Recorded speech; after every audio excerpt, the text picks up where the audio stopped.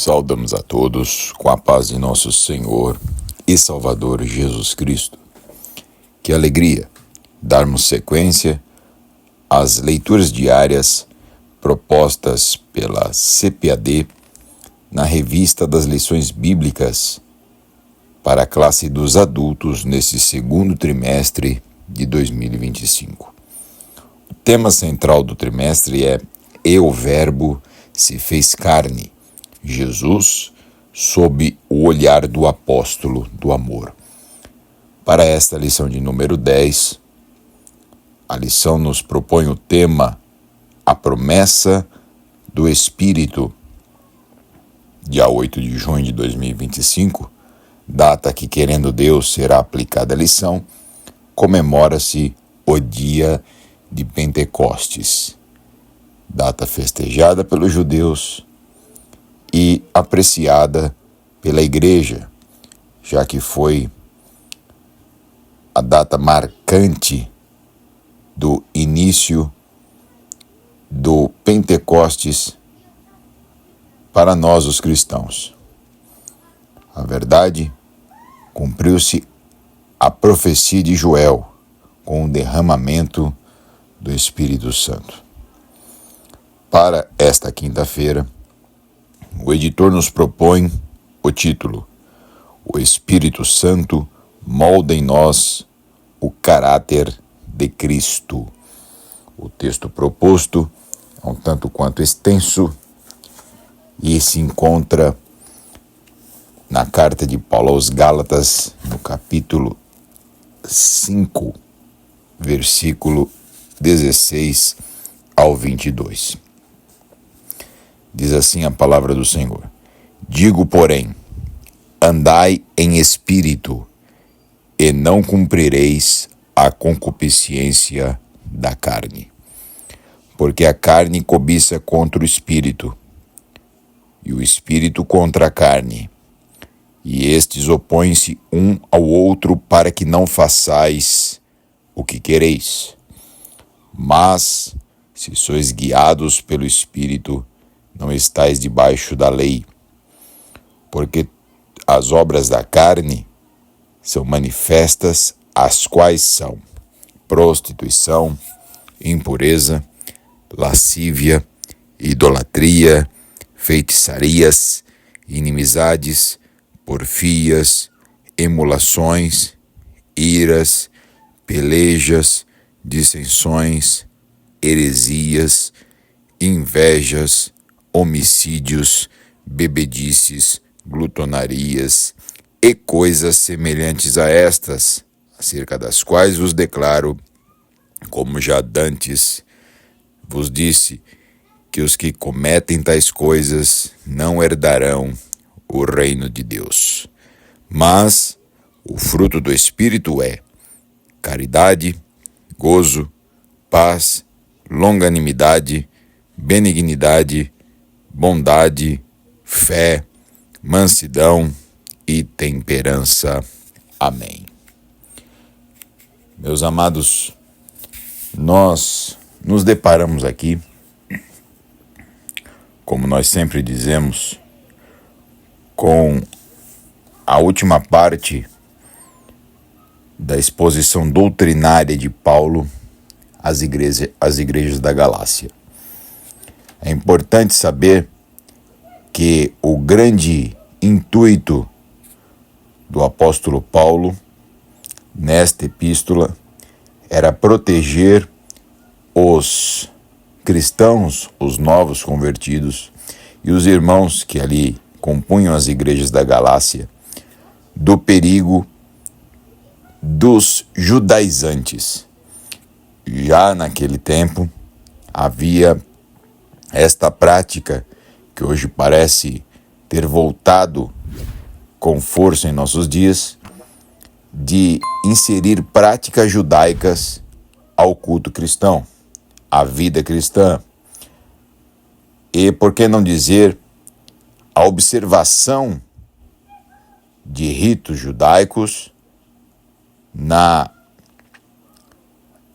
proclamação do Evangelho, como se alguém, para ser salvo necessitasse de crer em Jesus e também observar alguns ritos judaicos, o que é totalmente vedado, o que é totalmente defeso, o que é totalmente impugnado pelo apóstolo Paulo nesta epístola aos Gálatas. O apóstolo Paulo, ele traz-nos justamente a realidade que nós devemos andar, e o que nos purifica e o que nos santifica é o Espírito Santo.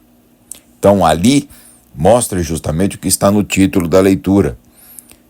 Jesus, pelo Espírito Santo, moldando em nós o caráter. A obra do Espírito Santo agora, não só no convencimento e santificação transcendental, mas na vida prática, mudando o caráter do ser humano caído.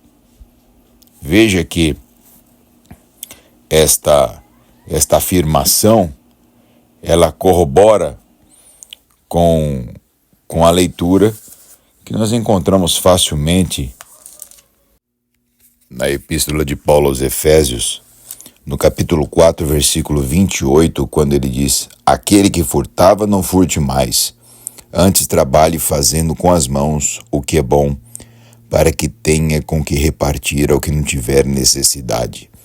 Não saia da vossa boca nenhuma palavra torpe, mas só que for boa para promover a edificação, para que dê graça aos que ouvem, e não entristeçais o Espírito Santo de Deus, no qual estáis selados para o dia da redenção. Então, veja que um texto complementa o outro no sentido de mudança de caráter. O apóstolo Paulo diz aqui que a carne, ela cobiça contra o Espírito, ela deseja o que é contrário ao Espírito, ela procura o que é contrário ao Espírito e se opõe ao Espírito. Na verdade, um se opõe contra o outro. Mas, se sois guiados pelo Espírito, então já não está mais debaixo da lei. Não é necessário que uma lei, na verdade, não é suficiente que uma lei te proíba de pecar. Se houver uma lei que proibir um homem de pecar, isto não fará com que ele não peque. Na verdade, se nós olharmos, por exemplo, o Código Penal do nosso país, nós não vamos ver a expressão não matarás. Não. Nós vamos ver ali a capitulação de um crime já cometido. Se alguém matar, então tem uma sanção, uma pena, já prevendo que isto pode acontecer. Porque a lei não tem poder de impedir por si só alguém de fazer algo, a não ser que ele tenha um senso moral, um caráter que o faça compreender aquilo como errado. É justamente isso que o apóstolo Paulo está dizendo, que é obra do Espírito Santo em nós. Ele faz uma separação das obras da carne, e esta separação nós podemos dividir em obras que dizem respeito ao corpo, não é? As cobiças e prostituições de ordem moral do corpo, no versículo 19, as internas ou transcendentais, que estão no versículo 20, que fala de idolatria, feitiçarias, inimizades, porfias, emulações, iras, tudo coisas que estão para o mundo intelectual e no âmbito dos pecados ditos abstratos, mas que temos resultados na vida prática cotidiana. E no versículo 21, então nós temos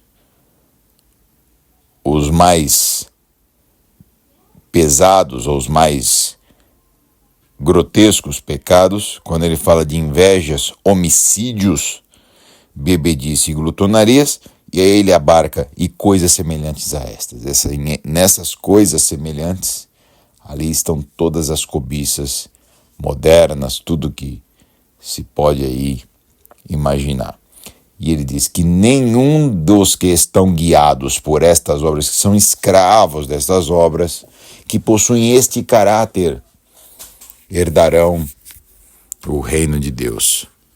Mas ele completa dizendo, o fruto do Espírito é caridade. Eu fiz questão de usar esta versão da Escritura, quando diz caridade, porque aqui não é qualquer amor, não é o amor sentimento que brota involuntariamente, mas o amor ágape, é o amor dado por Deus, o amor sacrificial, o amor desinteressado. Então, a caridade, o gozo, esta alegria espiritual, não é? A paz, não a paz pacifista, mas a paz daquele que é pacífico e pacificador. Longanimidade, benignidade, bondade, fé. E esta fé aqui não só fé para conseguir alcançar algo, mas a fé que trata com fidelidade em relação a Deus e ao próximo. Mansidão para obedecer tudo aquilo que lhe foi proposto pela palavra. E temperança, que em algumas versões está como domínio próprio. Na verdade, eu diria que a melhor expressão de temperança não seja domínio próprio, mas domínio do Espírito Santo, não é? O Espírito Santo infunde em nós a sua vontade e nos capacita para que possamos obrigar a carne, esta é a palavra, a cumprir a vontade de Deus, sacrificar, mortificar a carne para cumprir a vontade de Deus. Que este fruto glorioso, com todos os seus gomos, seja produzido na sua vida, em nome de Jesus. Amém.